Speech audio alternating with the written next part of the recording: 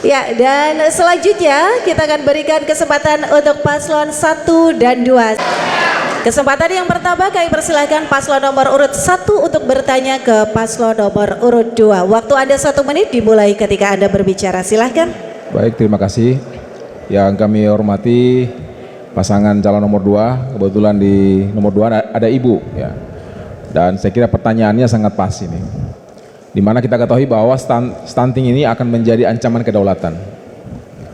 Karena kalau dengan presentasi hari ini yang begitu tinggi, maka tidak menutup kemungkinan di setiap 5 kelahiran ada 1 stunting, khusus di Kota Bau-Bau. Dan ini akan menjadi sebuah ancaman kualitas sumber daya manusia ke depan. Olehnya itu maka kami sangat berharap apabila Ibu dan Bapak menjadi wali kota dan wakil wali kota, mungkin ada strategi yang jitu, karena ini sekali lagi ancaman keberlangsungan berbangsa. Demikian, terima kasih. Cukup Bapak. Baik, kita beri kesempatan untuk menjawab paslon nomor urut 2. Waktu Anda 2 menit dimulai ketika Anda berbicara, silahkan. Bismillahirrahmanirrahim. Terima kasih banyak atas pertanyaannya paslon nomor urut 1. Kami dari pasangan Kamali sudah mempunyai visi dan misi yang jelas. Dan untuk menanggapi stunting ini, stunting memang menjadi salah satu masalah kesehatan utama yang dihadapi pemerintah Indonesia, termasuk di daerah-daerah seperti Kota Bau-Bau, mengingat dampak stunting yang dapat menghambat pertumbuhan fisik dan kognitif anak. Lalu kami dari Kamali itu mungkin mempunyai program semenjak dini akan kami akan kami cegah untuk pertumbuhan stunting di Kota Bau-Bau ini. Dari semenjak ibu hamil mungkin akan kami jaga dan rawat bagi ibu-ibu hamil di Kota Bau-Bau untuk asumsi gizi untuk ibu hamil itu sendiri. Mungkin ada tambahan dari Pak Wakil. Ya, makasih. Saya tambahkan bahwa stunting itu adalah merupakan isu nasional yang mana pemerintahan Jokowi itu sudah memberikan makan gratis di seluruh Indonesia.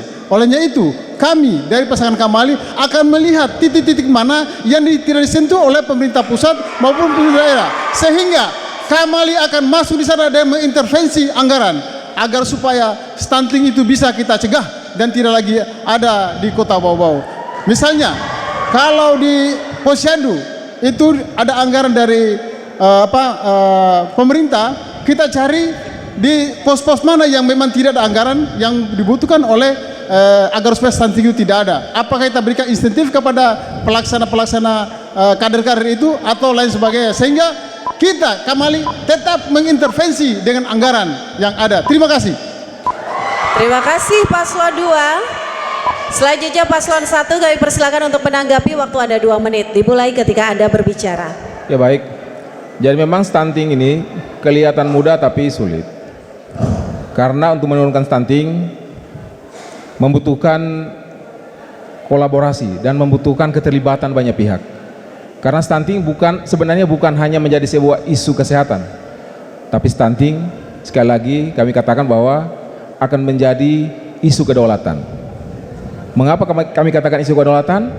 Karena sebagaimana yang kami katakan di awal tadi, dengan angka stunting Kota Bau-Bau di angka 29% maksud saya, itu artinya hampir 5 atau 6 kelahiran pasti 1 stunting.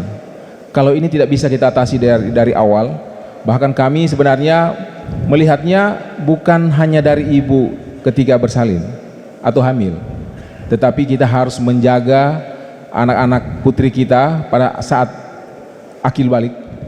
Pemahaman mereka terhadap kesehatan reproduksi sudah harus diberikan sejak dini, sehingga mereka paham bagaimana tugas mereka sebagai ibu yang akan terus melahirkan generasi terbaik buat negeri ini. Terima kasih. Waktunya masih ada, tidak ditambahkan? Cukup? Oke, baik.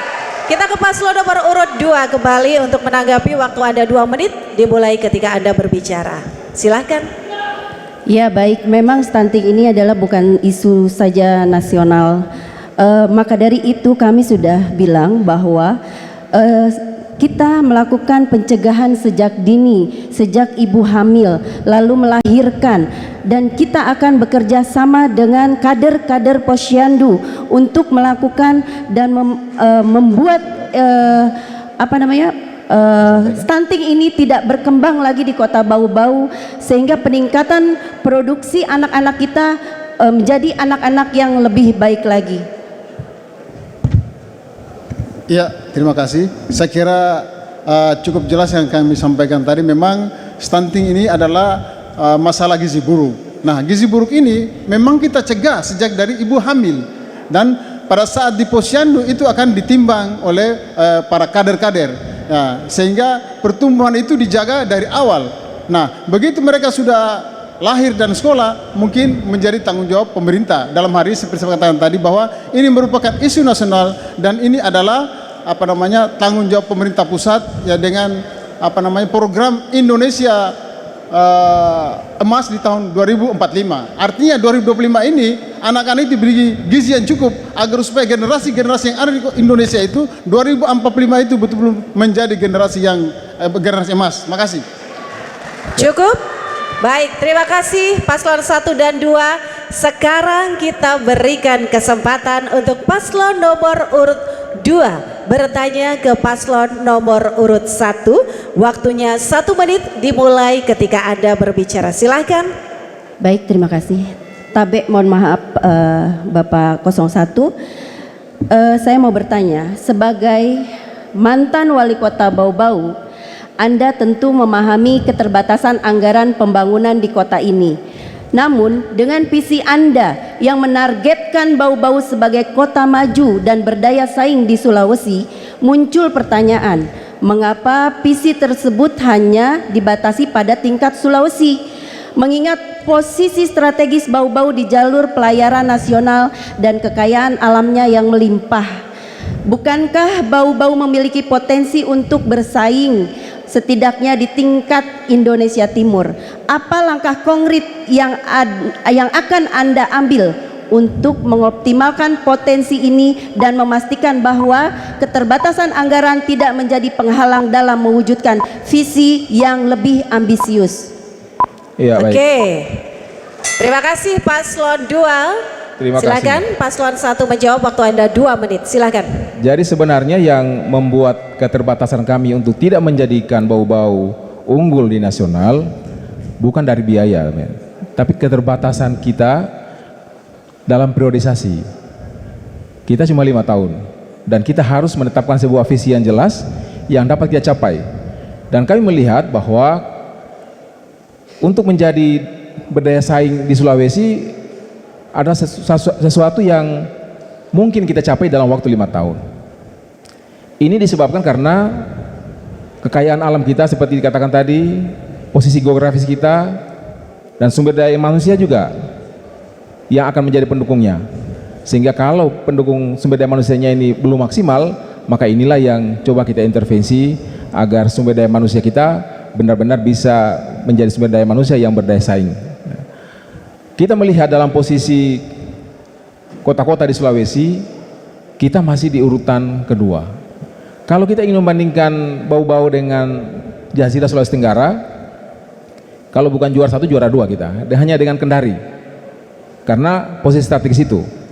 Sehingga kita coba mengangkatnya di periode ini, apalagi kami melihat di RPJM Kota Bau-Bau itu sudah menjadikan cita-cita Kota Bau-Bau sebagai hub di Sulawesi, sehingga kami yang hari ini mencalonkan diri menjadi wali kota dan insya Allah akan menjadi wali kota akan memposisikan Bau-Bau sama dengan keinginan RPJMD Kota Bau-Bau, RPJP Kota Bau-Bau sebagai hub di Sulawesi dari sisi maritim.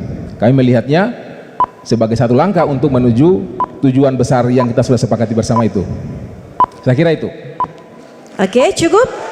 Iya. Dan selanjutnya paslon nomor urut 2 untuk menanggapi jawaban dari paslon nomor urut 1. Waktu ada 2 menit dimulai ketika Anda berbicara. Baik, terima kasih atas tanggapan dan jawabannya dari 01. Tapi sebenarnya kita juga harus berkolaborasi dengan pemerintah pusat dan investor untuk mengupayakan tambahan pendanaan dari pemerintah pusat serta menarik investasi swasta untuk mendukung pembangunan di Kota Bau-Bau ini. Pengembangan SDM meningkatkan kualitas pendidikan dan pelatihan keterampilan untuk menciptakan tenaga kerja yang siap bersaing di Kota Bau-Bau. Jadi saya rasa mungkin kita harus mengoptimalkan lagi potensi lokal semaksimal mungkin dari sektor maritim, pariwisata, mengingat Bau-Bau berada di jalur yang strategis untuk pelayaran nasional. Mungkin ada tambahan dari Pak Wakil? Ya, makasih.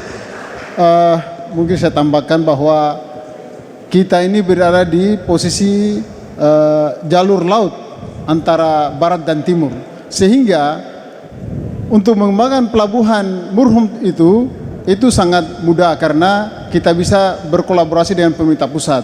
Kita minta anggaran untuk ditingkatkan. Dengan meningkatnya fasilitas sarana yang ada di pelabuhan Murhum, maka secara serta-merta pertumbuhan ekonomi di Kota Bau-Bau itu akan bisa meningkat. Karena kenapa? Kalau hanya kita memperhatikan kita punya daerah, akan pertumbuhannya lambat. Tapi kalau kita berkolaborasi dengan pusat atau dengan pihak-pihak ketiga, maka pertumbuhan ekonomi kita akan lebih cepat.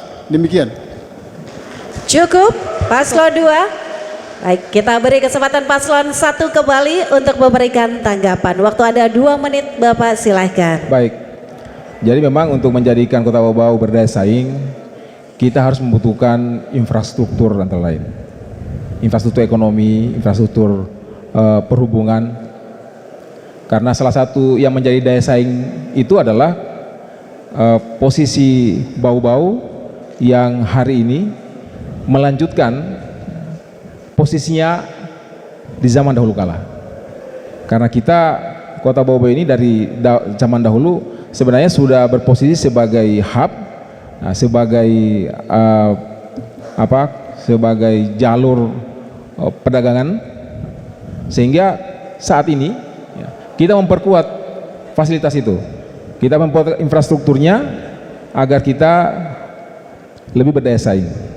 Misalnya dari perhubungan udara, saya kira tadi teman-teman sudah banyak mengatakan bahwa salah satu bentuk dari daya saing adalah hadirnya pelabuhan udara di Kota Bau-Bau, perluasan fungsi pelabuhan Murhum misalnya, dan kemudian koneksitas antar wilayah di Sulawesi yang mana nanti berdasarkan program nasional akan ada jembatan Buton Muna. Saya kira ini juga menjadi salah satu cara agar Kota Bau-Bau ini akan menempatkan dirinya sebagai kawasan yang punya daya saing dan menjadi pemimpin di kawasan ini.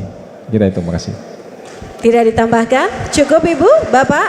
Oke, baik. Terima kasih Paslon nomor urut 1 dan nomor urut 2, silakan kembali ke tempat.